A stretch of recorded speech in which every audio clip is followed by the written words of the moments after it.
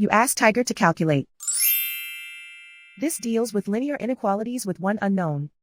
The final result is f equal or greater than 4. Let's solve it step by step. Group all constants on the right side of the inequality.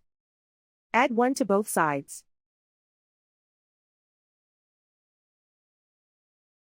Simplify the arithmetic.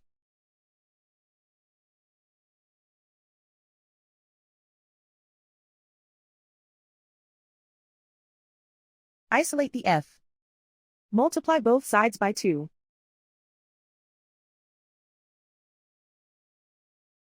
Group like terms.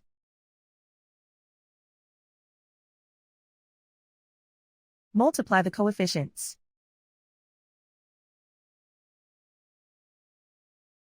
Simplify the fraction.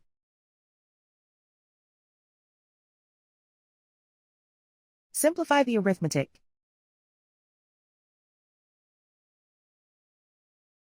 Plot the solution on a coordinate grid. And so the final result is f equal or greater than 4.